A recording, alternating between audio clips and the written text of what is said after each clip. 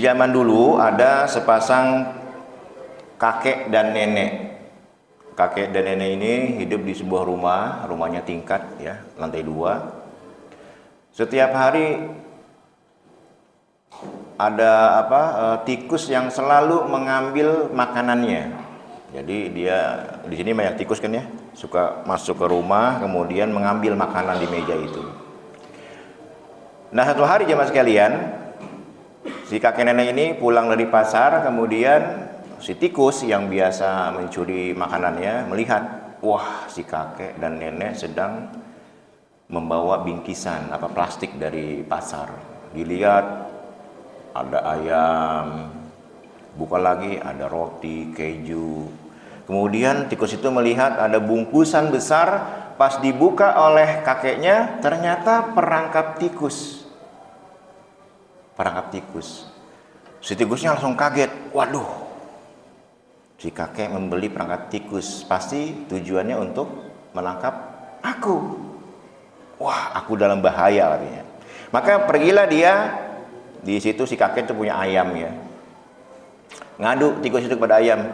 Ayam, aku dalam keadaan bahaya.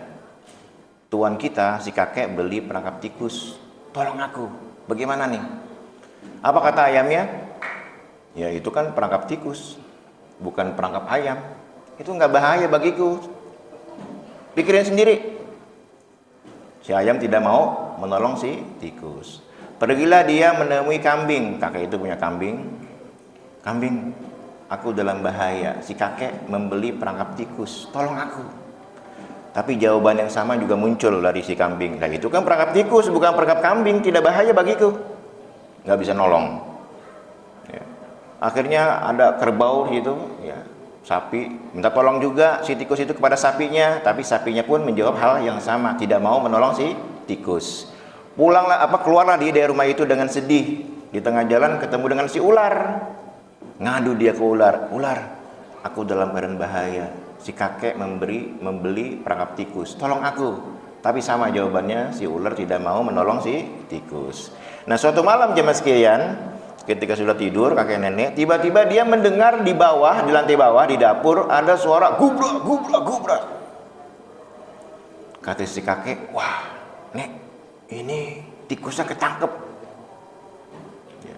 Turunlah ke bawah keduanya, pas dilihat ternyata bukan tikus tapi ular yang ketangkap. Buntutnya kejepit. Ngamuk-ngamuk, tanpa sengaja si ular itu menggigit tangan si nenek, mematok. Nenek jatuh pingsan. Kemudian ularnya dibunuh oleh si kakek. Setelah ularnya mati, dilihat, wah, si nenek mukanya biru kena ular kan, bisa ular. Dibawalah ke dukun.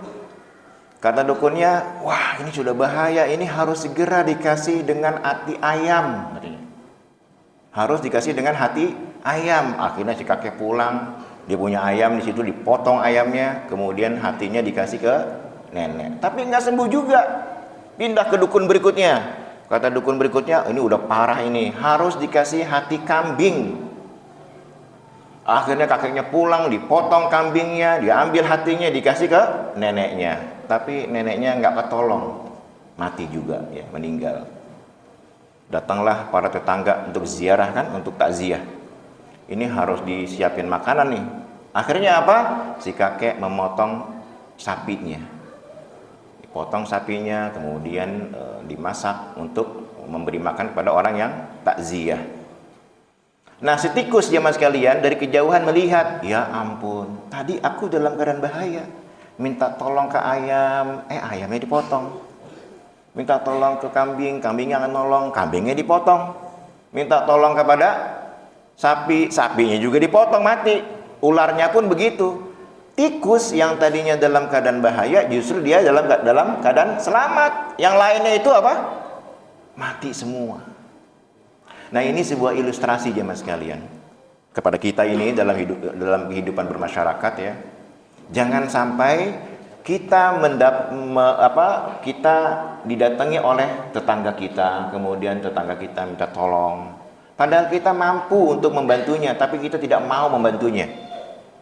Ini bahaya, waspada. Suatu saat kita akan mengalami sesuatu kesulitan yang lebih parah dari orang itu. Ya, jadi jangan sungkan-sungkan kita menolong orang. Wallahu fi aunil abdi maka al abdu fi auni akhihi. Allah akan menolong seseorang hamba selama hamba itu mau menolong saudaranya. Ya, kan dalam Al-Qur'an ta'awanu 'alal birri wat taqwa. Ini sering disampaikan oleh pengawas kita Pak Sukar. Ta'awanu 'alal birri wat taqwa. Bertolonglah kalian dalam ketakwaan, dalam perbuatan baik. Tapi ingat, jangan tolong-menolong wala ta'awanu 'alal itsmi wal 'udwan. Juga jangan bertolong-tolong dalam hal dosa. Nggak boleh kita nyolong yuk, bantu aku ya. Kamu ngeliatin sono tuh.